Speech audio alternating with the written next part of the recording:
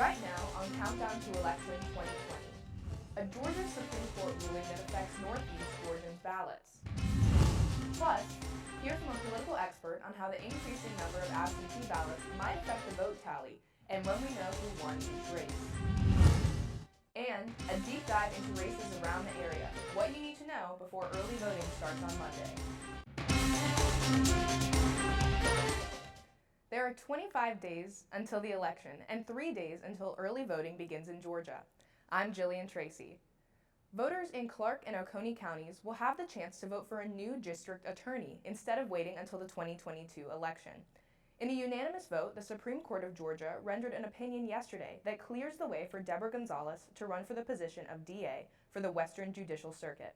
Gonzalez and 4 other registered voters sued Governor Kemp and Secretary of State Raffensperger over a Georgia law allowing an appointed DA to serve the remainder of a term plus 2 years. Because of that law, Gonzalez could not run in the upcoming election. But yesterday, the court ruled even though Kemp appointed someone, their term will end this year, and the race is allowed to be on the ballot. Originally, the voters elected DA Ken Maudlin through 2022, but he stepped down earlier this year. If you've already received an absentee or mail-in ballot, don't worry. The race was already on your ballot due to a federal court ruling, which stated that the race could go on until the state Supreme Court made this ruling.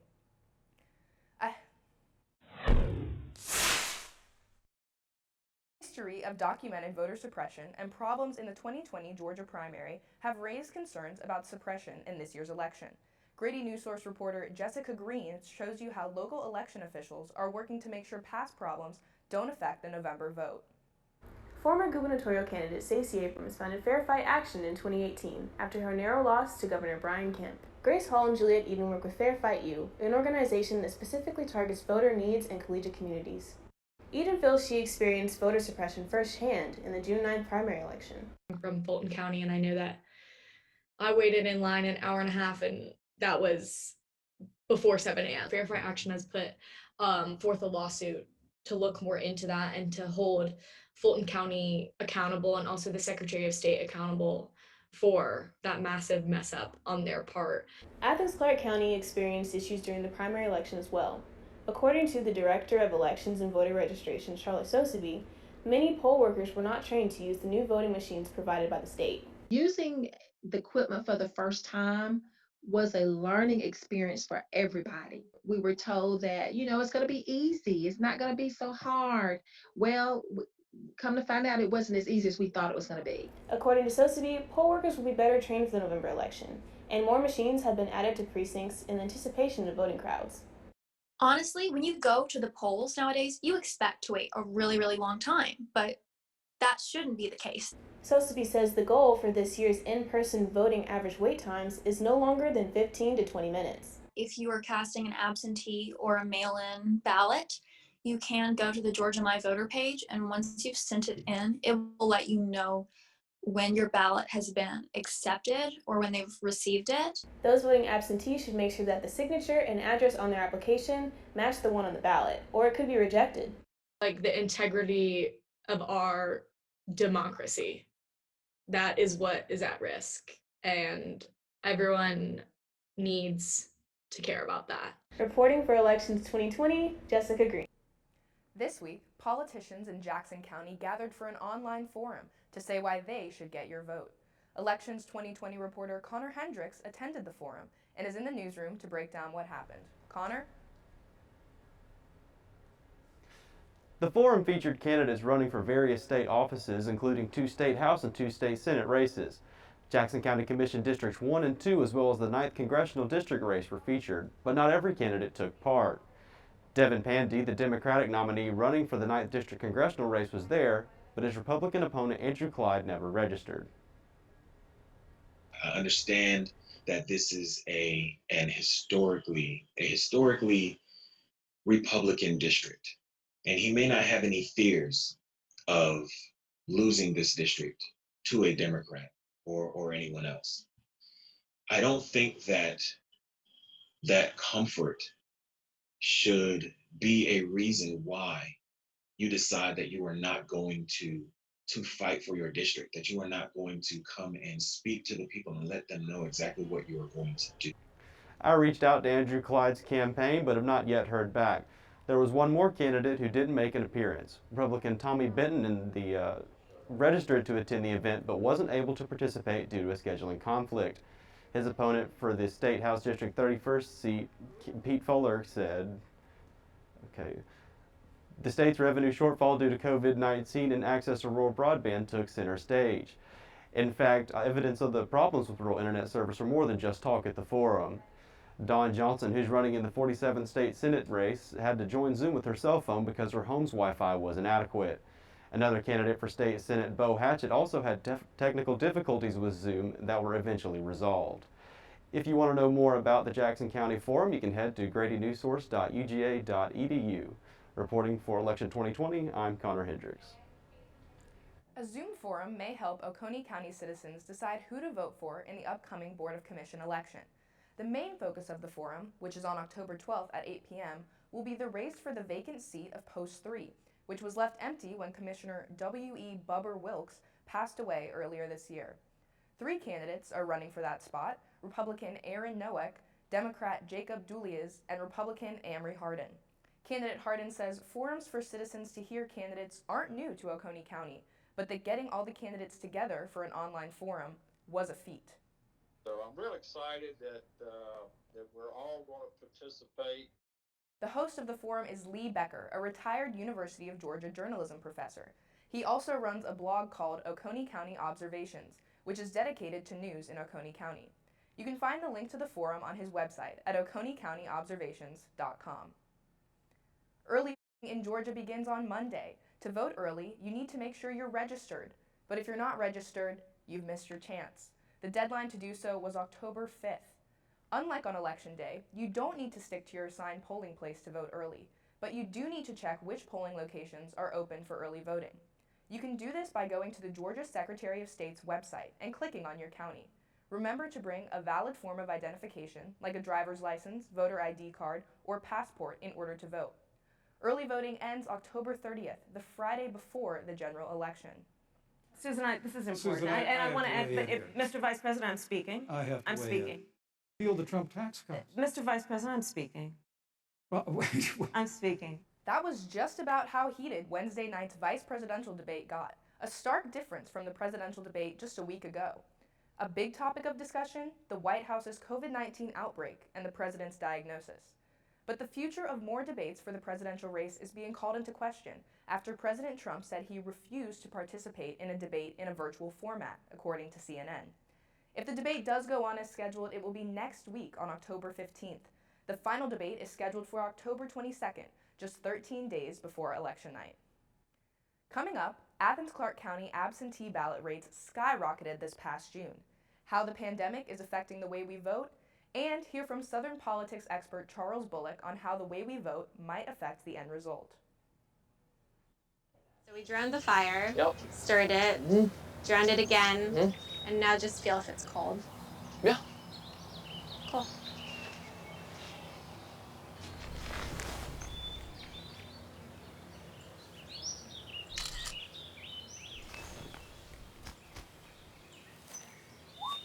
Smokey just gave me a bear hug. I know. I already posted it. Take a look under your bed. Find stuff under there? What about jobs? No? Now try your closet. Still no jobs? Just more stuff? Well, you really have both. See, stuff is defined as household articles considered as a group. Sometimes this stuff is no longer needed. Wait, no longer needed? That can't be right. Because remember those jobs you were looking for? Those are really needed. And they're the stuff inside your stuff. Our job is to unlock those jobs. And it starts when you donate your stuff to your local Goodwill. Here's how we do it. When you donate to Goodwill, we sell your stuff to provide job training for people right here in your community. So just by teaming up with Goodwill, you help create jobs. And isn't that worth partying with the leftover keytar from your 80s cover band? Goodwill. Donate stuff, create jobs.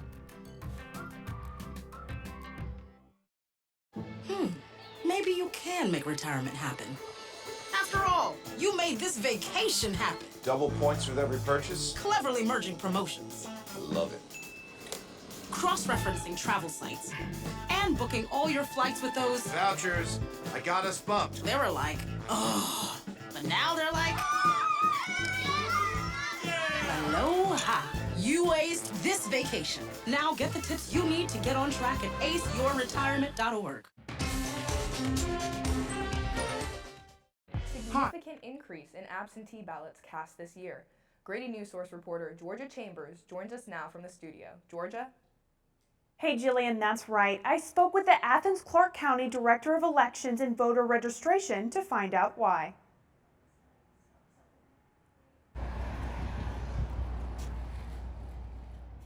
In the 2016 general election, 2,744 citizens in Athens-Clarke County voted absentee, according to Director of Elections and Voter Registration, Charlotte Sosby. Fast forward to this past June election, 16,328 absentee votes were cast. This is nearly 6 times the number of ballots cast in the 2016 general election. Sosby explains why we are seeing such a large jump in absentee votes cast for this election. One of the reasons is because of COVID-19.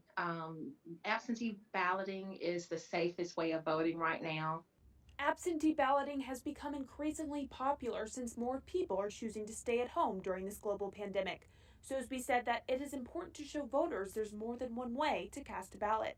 Even though this way of voting may seem more convenient, Sosby did point out that this may delay the November election results. Absentee balloting is such a delicate process. It has more people involved with it. It's not just a voter going to a touch screen, casting a ballot, and the voter being solely responsible for the process. If you are voting absentee and want to make sure your vote counts this November election, Sosby gives these 4 tips. Take your time to read the instructions and mark the ballot properly. Fill in the ovals completely with a blue or black pen, sign your own ballot, and drop off your ballot in person. There are 6 drop boxes across Athens-Clarke County. Thanks, Georgia. The November 3rd general election is quickly approaching. Here in Georgia, many races are still uncertain, and voters are working to get their ballots in during the COVID-19 pandemic.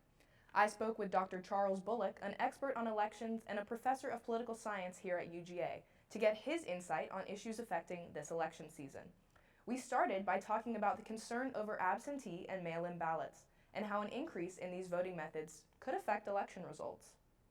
I've been monitoring the number of requests, but across the state, there are far more people who have asked for them. And also we can anticipate that overall turnout's going to be greater in a general election than in a primary. The projections are that there may be 5 million people who will vote statewide. That would then be an increase of about 100% over the participation in the primary. The primary participation was very high. So yeah, I think we'll see unprecedented numbers of people who will say they want to get absentee ballots. It's been well over 1 million that have been requested statewide. And how could the number of absentee ballots affect vote tallying when it comes election night? Yeah, well, an absentee ballot comes in an envelope. You have to open up the envelope. You have to spread out the ballot. You have to then feed it into a reader. All of that takes time. Now, if you go to a polling place, you do the machine, it prints out the ballot, and you feed it into the reader. So it's going to take time simply to just process these. And what will slow down the count is that you can't start really processing these, counting the ballots. You can get them opened up and laid out, but you can't really start processing them until 7 o'clock on election night. Well, at 7 o'clock on election night, the election officials have their hands full with dealing with whatever that day is produced. There may be some precincts that are still open, especially if there's been any kind of problem. And so probably realistically, you may not start feeding these ballots in and reading them until the next day. And so it will just kind of delay when we get the final results for whatever elections we're looking at. Yeah, it'll delay the final results. Exactly. Now, in the grand scheme of things, in some states, some jurisdictions, some contests, it may not matter. For example, in some North Georgia counties, which are so overwhelmingly Republican, if you got a contest there for state legislator or sheriff, it probably isn't going to matter because the Republican's going to win easily. Same kind of thing could be said about, if you're a Democrat and you're running in DeKalb County. And again, you're not going to have to stay up late, biting your fingernails, wondering, am I going to get elected? Yeah, you're going to know that pretty much just off of the ballots which are tallied, which are counted, which are cast that day and tallied. But in a state like Georgia, which is very much of a toss-up state, yeah, this could slow the count. And more specifically, here in the Athens area, we may need to wait and see what the full tally is to know who's won in districts 117 and 119, or who has won the district attorney's contest, because these will probably be pretty close. And so you'll want to, need to have all ballots cast to determine the winner. In this election, everyone agrees that integrity of this election process is vital.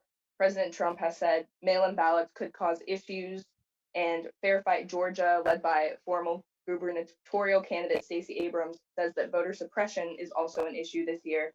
Are both of those issues this year, one of them an issue, or are none of them really big issues we're concerned with? Probably neither of them is a big issue. No. Both of these, well, Trump is trying to prepare an excuse in case he loses. And if he, what we've seen from him is that whatever happens, it's never his fault. There's always something to point to, something to blame. And so if he loses, all right, then he's going to say, well, as I told you, with all these ballots being mailed in and with the insecurity, that's how the Democrats managed to steal it from me. With regard to voter suppression, the numbers don't indicate, or if there is voter suppression, it's not being very effective. We got record numbers of registered voters. We've had up 600,000 have been added, I think, since the primary. So if there's voter suppression, it's not keeping people from getting registered. It's very, very easy to register. Download it. Do it there. Do it when you renew your driver's license. Now you have to opt out rather than opting in. So easy enough to get registered. In terms of casting ballots, again, there are not likely to be stories of intentional keeping people from voting. Now, part of what voter suppression has come to be defined is if you go to the polls and it's a long line, that's not being called voter suppression. But that's probably not intentional. It may be that a machine broke, or not enough people showed up to man them, or whatever. So yeah, it may discourage you, but it is not, at least what I would think of as an aggressive act to say, no, you can't vote. So why do we hear so much about this? Well, again, it's very effective politically. Because by saying that they're trying to keep my supporters from voting, what does that do? Well, it encourages people to go out and vote. If you can think back to your own childhood, your parents say, don't do such and such. All of a sudden, that becomes really important to want to do that. So it's kind of the same mentality, I think, works here. That by saying, by warning, Stacey Abrams did both in 2018 and 2020, they're trying to keep you from voting. I think actually that spurs probably turnout among their supporters. And moving a little more locally to elections here in Georgia, a jungle primary is fairly odd for a Senate race, especially one that could be so vital in deciding which party ends up controlling the chamber. Do you see a winner being named on November for the seat that's currently being held by Kelly Loeffler, or is a runoff a possibility? Yeah, I'd be very surprised to see anyone reach 50% plus one. If anybody could, it would probably be Raphael Warnock. And if indeed Joe Biden carries Georgia, I guess it becomes possible, but that would also have to mean that virtually no Democrats vote for Matt Lieberman or for Ed Tarver, who are the two other high-profile Democrats who are running. But neither of them has given an indication of dropping out, and even if they did drop out, their names would still be there on the ballot, so they would get some votes. So realistically, no, I don't think that anyone's going to get a majority. So we will be voting again in early January, and what really might happen is both Senate races might end up on that January ballot, because there is a Libertarian candidate who's running for the other Senate seat, And the polling indicates that Senator Perdue and John Ossoff are running neck and neck. So if we were to have something like 49 and then 2% for the Libertarian, or 49 48 3% for the Libertarian, yeah, we'll have two Senate contests on the ballot in January. And we talked a little bit earlier about Georgia potentially flipping this year, and there's been speculation it could flip from red to blue. What do you think is the likelihood that Georgia could flip to blue this year and vote for Biden? Oh, probably a little less than 50-50. I mean, it's really, if everything breaks right for Democrats, yeah. So the arrows are all moving in the right direction for Democrats. Republican margins are shrinking. So it's certainly possible, but probably a little less than 50% likelihood. Coming up, early voting begins Monday. We take a deep dive into races around the area. Hi, I'm Peter. And there's nothing I love more than sharing vegetables with my friends. Come on in! Help yourself to anything. That's why we give our food the utmost respect it deserves. Did you know there are simple steps we can all take to help save food? You can cook it, store it, even share it. Just don't waste it. Because when it comes to food, better ate than never. To learn more, visit SaveTheFood.com. You think getting dumped by a text is harsh? Try getting dumped by a tennis ball. My ex-owner drove me out to the woods, yelled fetch, and by the time I brought the ball back, he was gone. Yeah, I was pissed. But the folks at the shelter helped me let go of my anger. I learned coping skills, like taking it to the hole. Boom! Now I'm ready to fetch again. But how about I throw and you run and get it?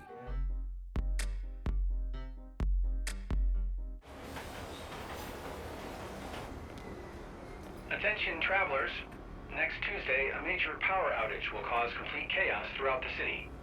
Food, water, and phone service will be in short supply. There will likely be panic citywide. Stand clear of the closing doors, please. Disasters don't plan ahead. You can. Talk to your loved ones about how you're going to be ready in an emergency. Don't wait. Communicate.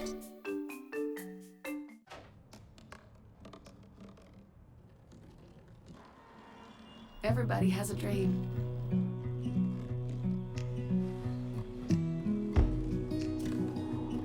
Mine was to see the ocean. And with a little help,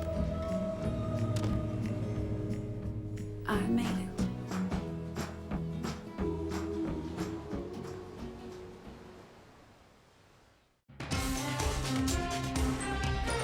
With early voting beginning Monday, we want to use these last few minutes of our show to go through some races in our area, so you get to know who's on your ballot. Let's start in Oglethorpe County. Oz Marin joins us from the newsroom to talk about 3 races in that county. Oz? Hey Julian, today let's focus on 3 races at the top of your ballot in Oglethorpe County: State House, State Senate, and County Sheriff. For your sheriff, Republican David Gabriel faces Democrat Donald Waldrop. The voters originally elected Gabriel 4 years ago, and now he wants to be re-elected. Gabriel says if he is re-elected, he will expand training for his deputies. Waldrop has served in the Oglethorpe Police Department for 11 years and says his top goal is to increase training and balancing for the budget. For State House District 10, you have 2 options: Republican Victor Anderson and Democrat Nick Mitchell. Anderson served as county commissioner in Habersham County for 4 years and says he plans to improve healthcare, agriculture, and transportation. He also says the education system in Georgia needs work. Mitchell was the youngest member of the White County Democratic Party and wants to focus on expanding Medicare and high-speed internet to the rural areas.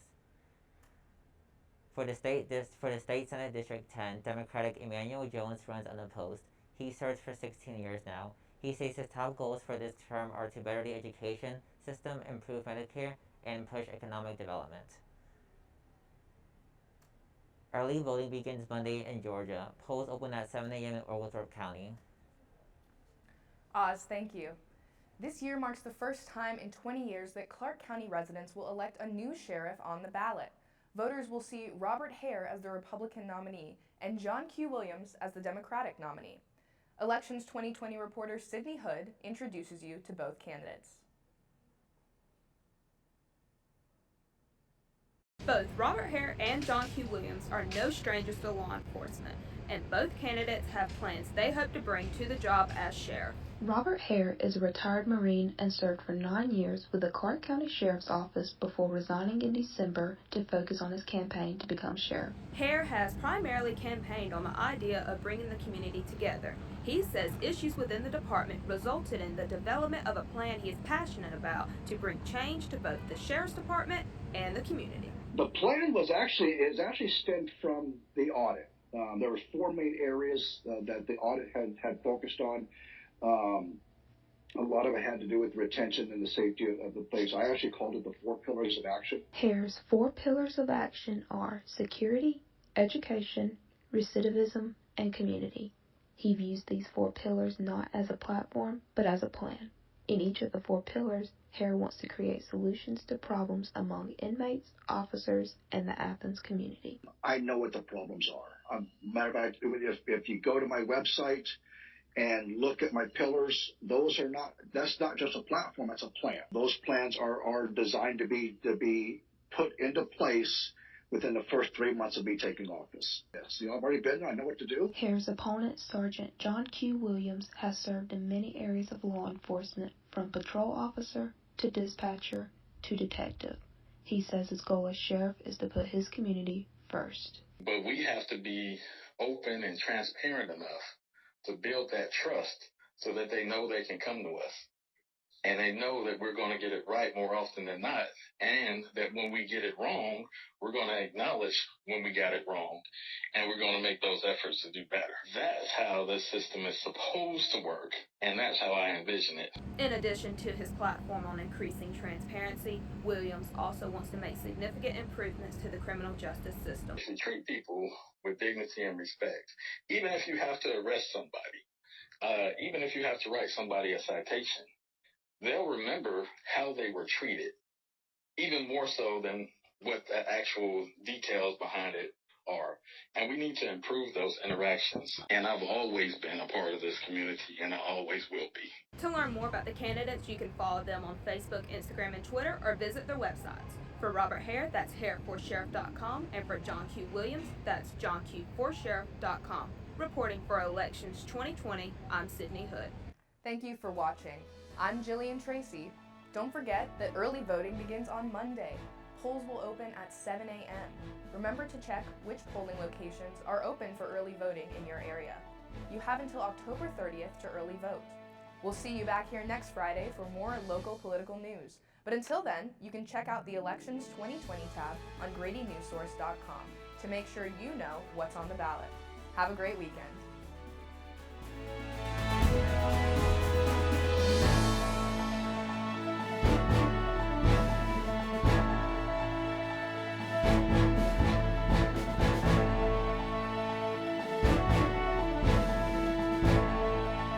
Grady Newsource is a student production of the Grady College of Journalism and Mass Communication at the University of Georgia, which is solely responsible for its contents. Views expressed do not represent those of the administration nor the Board of Regents at the University System of Georgia.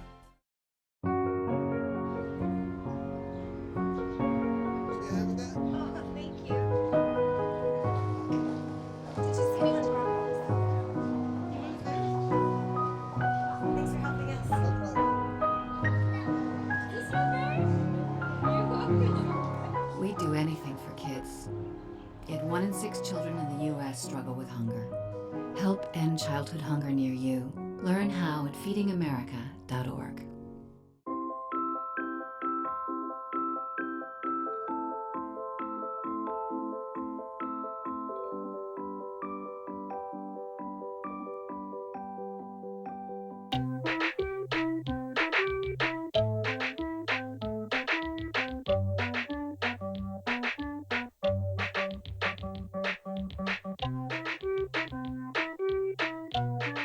Start a story. Adopt at theshelterpetproject.org.